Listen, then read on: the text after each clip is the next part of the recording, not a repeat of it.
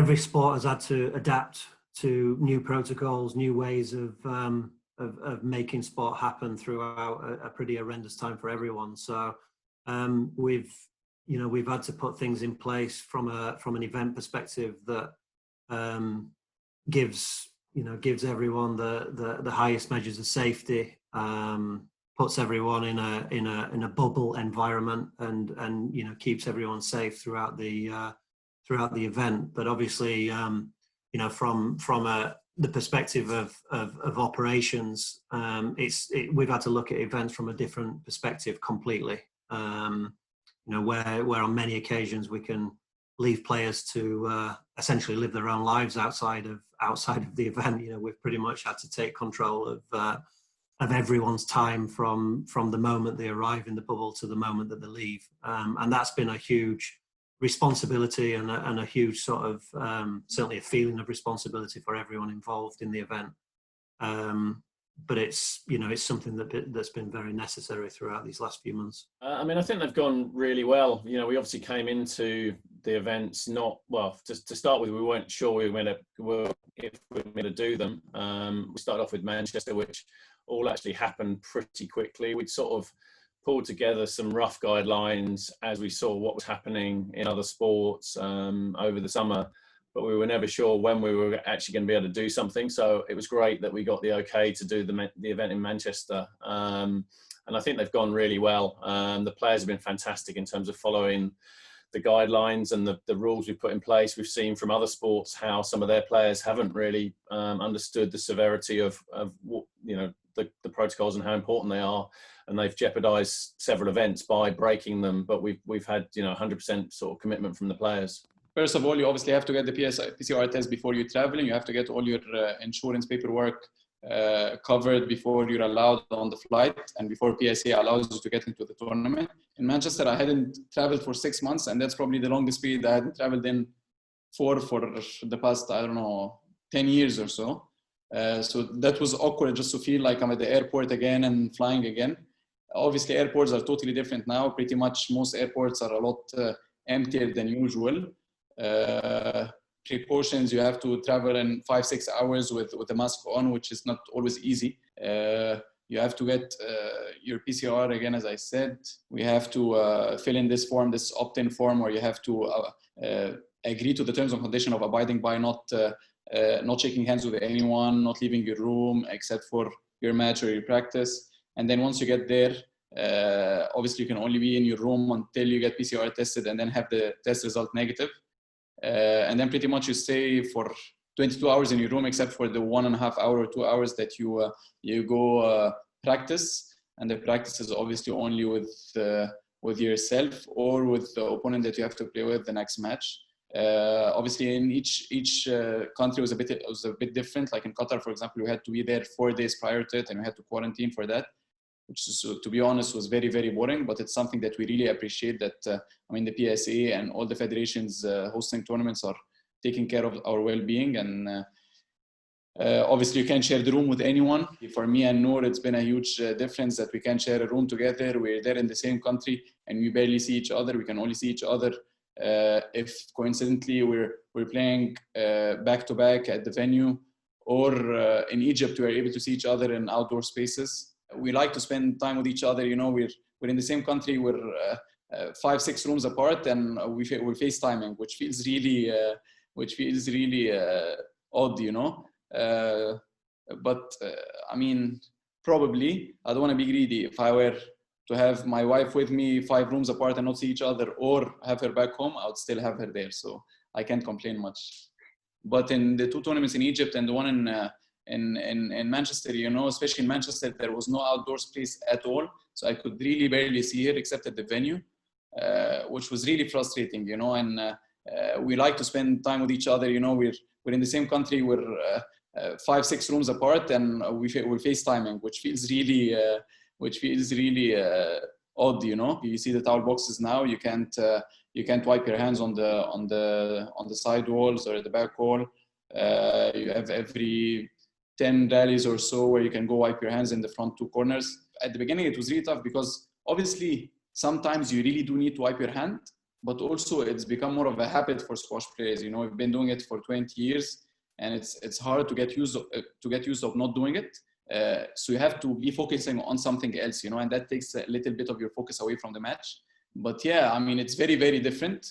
And again, I repeat myself, but it's very boring. Sometimes it's tough on the mental health, you know, but you just have to find some way to keep exercising in the room and stuff. And just, but as much as it is boring, as much as we appreciate it, and if I am the one who's putting the rules together, I would do it exactly the same way. I'm like pretty appreciative of the fact that I haven't struggled that much with internationally flying. The biggest thing going to Egypt was getting the PCR test within 72 hours of traveling. And that just sometimes is a bit difficult because PCR tests come within like anywhere from like 2 to 5 days. So, you know, you could really be coming down to the wire and stressing out over something that you just don't really have control over. Fortunately, made it within the 3 days, so that was okay. But in terms of actually flying, the toughest part is just wearing a mask the whole time. I mean, it's not ideal to wear a mask for 12 hours flying from Egypt to the US, but I think I'm so used to it, just wearing a mask all the time in the US, that it's just normalized for me. Like, it's just a part of my face now. So I'm just, you know, you want to take it off, but then you're like, is it worth it when like, then you're going to increase your risk of getting COVID and then you could potentially be out for like months. No, it's not worth it. So just wear your mask, take it off when you need to eat and drink, and then just put it back on. And at some point you're going to land. I basically tell people that if you're not playing a match, you don't leave the hotel. So you don't get the access to practice in the morning. You don't get practice on rest days. Fortunately for those who got to play on the glass, yes, you're able to go and hit with your opponent and practice on the glass. But otherwise at the regular courts, no practicing in the morning, no practicing on rest days, no gym access.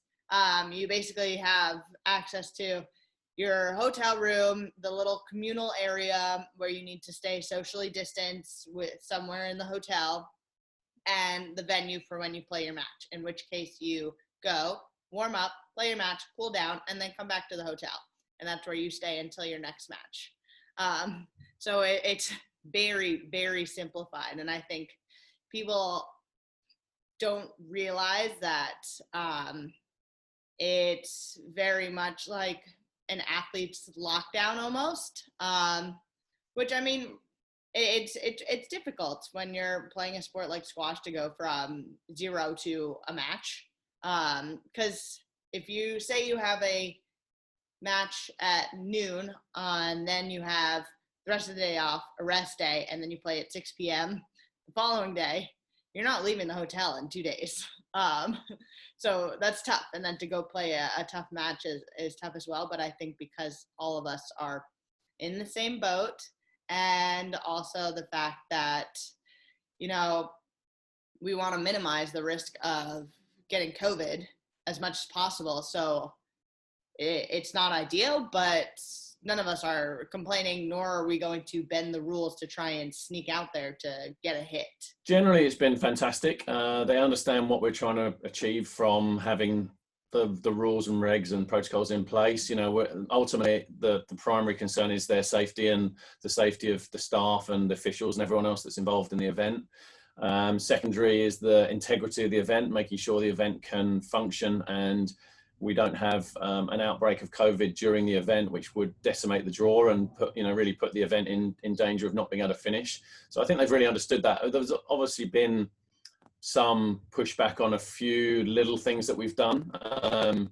But once you explain why you've done it, then they're very good about taking it on board. The players get an allocated practice time when we can do it, but it's allocated with their opponent, and they can either practice together they can split the court in 50% physically, and they can do solo on either side of the court, or they can actually split the time in a 50% way, and then they can get half the time each.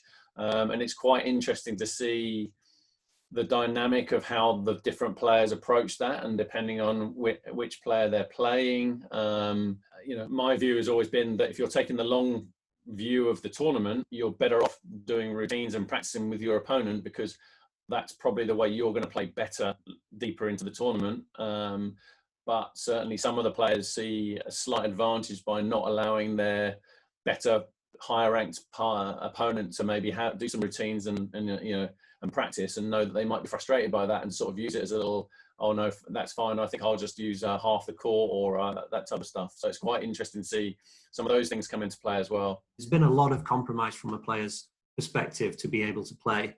We have husband and wife that are traveling the world under normal circumstances, and can live their lives very together outside of the sort of the matches, and they've essentially had to live separate lives throughout a squash event, which is a huge compromise, and it's something that's very, very different, and I'm sure players have had to adapt to, and have adapted to it brilliantly. Practice is another thing that is so important to the preparation of a player, that has just had to be limited to a very sort of small number of opportunities to be able to get on court. And again, the players have adapted and have fully understood why these protocols are in place. But unfortunately, that's been the compromise in order to get back playing again. It's every introvert's dream, which is what I tell people. But you really have to go in there knowing you cannot do anything. And that it's back to like in hotel room workouts. It's back to like almost when things were on full lockdown in like April or March. And it's, when we were in Egypt and the weather was nice, we were able to be outside and like on the lawn. So that was nice to get a little bit more access, just in a little bit more freedom. Whereas Manchester, we really did not leave the hotel, and our windows didn't open in our room. So fresh air was kind of a rarity. So yeah, it's a big shift. There's a lot of time on your own, and that affects you mentally. Like if you're not okay with just being on your own and being really isolated, then it will get tough, because it's not like you can go hang out with your friend. You can in the socially distant area, but you can't just go out for dinners and like, oh, let's go watch the matches and let's just hang around the club all day and let's mingle with the crowd and everything. So it's really strict, very limited, and you almost have to mentally prepare for that, just like how you would mentally prepare for a match. I mean, I'd say it's a little bit more full on during the early days of the event, because you're trying to make sure that everything works smoothly. From the transport, we like to know which players the players can only travel with their opponent on the day. So we know who's traveled with who to and from venues. So it's important that the players follow those transport schedules that we've put into place. We ensure there's regular temperature checks at the venue or before they leave the hotel, again, to try and reduce the chances of a COVID outbreak at the event. So those are little additional things that are sort of need probably more sort of attention than normal. And then there's obviously still the running of the event. However, the lack of a crowd in certain events and the lack of other elements actually makes the actual delivery of the event, once it starts, sometimes a little bit easier. We're operating obviously with a skeleton staff on site. So from a SQUASHTV's perspective, from an operations perspective, we're pretty light in terms of numbers. So, I've probably had a lot more direct communication with players over the last 3 or 4 months in terms of test results, when the next tests are, transport, matches, answering questions from players directly with regards to, again, things that are very important to them in terms of practice and court time and physio. And so it's been it's been probably a little bit different. I mean, I'm around at pretty much every major event anyway, and you know, I'm always in close contact with all the players. But I would say I've probably just been a little bit more of an integral part of the event sort of operating team, as opposed to probably more an overseeing nature previously. Thankfully, we've had Manchester was no crowd at all, but then in Egypt we had 50%, and then again in Qatar we had 10%. So it felt like there was someone, but I really do miss having like a fully stacked stadiums again, and feeling the normal life again. I have to admit that it is an advantage. Maybe even not much for the crowd. Obviously the crowd is a big factor, but the fact that you're not traveling much and you don't have to deal with the hassle of a flight or the PCR before the flight or the visa or the insurance and all of this, definitely it is an advantage, and the crowd as well. And the fact that you obviously we're not staying at home because we are not allowed to. We have to go and be in the tournament bubble. But then again, the fact that you're 10-15 minutes away from your where you live and the place looks familiar, you know, is a big advantage. And well, as you said, I mean, we can be more grateful to CIB and Mr. Hussein Abaza, obviously, for all the effort that they've been making to just keep us playing, you know. And I hope the tour gets back to normal again, and we get tournaments all over the place, not only for us, for the lower ranked players as well, because they're struggling big time. And I just hope to see everyone playing again, same as before. I didn't realize how much I fed off of outside energy when competing.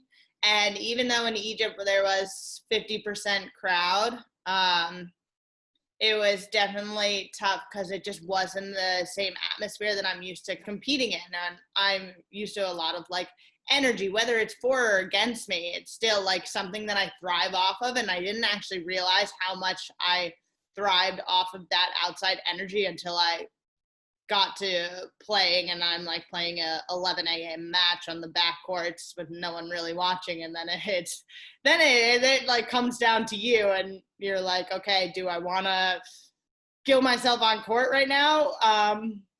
When it's just, it doesn't have that same effect as when the stadium's packed and everything. To be fair, my life at home hasn't changed much. But it's more during tournaments, and then obviously you would like to have a vacation. You know, I haven't had a vacation for a long while now, but it's still not very safe or responsible to do so. So whenever we have the time, we're definitely going to take advantage of it. Wearing a mask on court, wearing a mask in the gym, doing a disgustingly awful treadmill workout, and you just have a sweaty cloth mat just suffocating you the entire time. Yeah, that basically is it. I mean, like, my friend group is 4 people anyways, so that's been socially distant, and it's fine. We are very, very fortunate that we have got some incredible promoters, sponsors around the world that are really backing our sport and our players throughout this whole pandemic. And, you know, we're working month to month at the moment. You know, we're not looking really any further than Christmas and trying to get into the new year and seeing what events we can get on January and February and obviously into the spring, when, you know, the general consensus is that, you know, the medical side of things may advance to the point where a vaccine is more likely. But it's actually, you know, the top end of the game is something that I think we've managed to navigate, and we've managed to, you know, keep the ball rolling. The start of sort of this season and hopefully into the start of next year. The real sort of, you know, the real positive from any type of vaccine and any type of normality that we are praying for is, you know, so the entire tour can get back to some kind of, you know, some kind of calendar which allows, you know, all the men and women, you know, lower down in the rankings an opportunity to play. And that's something that is just simply not possible at the moment. So, you know, that's what we're really looking forward to and hoping comes, you know, as with everyone, a lot sooner rather than later. But, you know, we can't really do anything more than what we're doing at present until we get to that point where some normality is on the horizon. I think PSA has done a phenomenal job. I mean, you guys have made the players as safe as possible. Yeah, the restrictions are tough on us, but I would rather have it be extremely restrictive and keep like maximum safety for us than have it be a little bit looser in the guidelines, and all of a sudden you have a positive case here, a positive case there. And then there's almost like some chinks in the armor, whereas like this bubble is airtight, like it is sealed. Very proud. I think it's been fantastic and a testament to the commitment of the players to really make it happen. And I think I really appreciate the efforts that PSA has gone to and the tournament promoters have gone to in order to get these events off the ground. They don't want to jeopardize it. They're desperate to play their sport. They're desperate to earn some money. So they've really been very good about following those rules and regulations. And I think that's why we've managed to sort of, you know, get through all these tournaments so successfully. And I'm very committed that we do have a Canary Wharf, a 2021 event. We've had 17 events. This will be number 18, and I want to make sure it is in this next calendar year. It doesn't rely on a crowd, but the crowd is such an important part of the event for everybody that's involved in it, whether it's the sponsors, Canary Wharf, the players, everybody. So we're looking at our options. I think my gut feeling is that it's going to be very difficult to do it in the March window without a crowd, and we will explore options at moving it later in the year. When we embarked on this, this vision of starting the tour again back in August, and trying to, fulfill an events calendar from September until Christmas, there were, and probably quite rightly, a few people that questioned whether that was the right time, whether squash could be performed, with the limitations that we have in terms of finances, etc., whether it could be performed safely.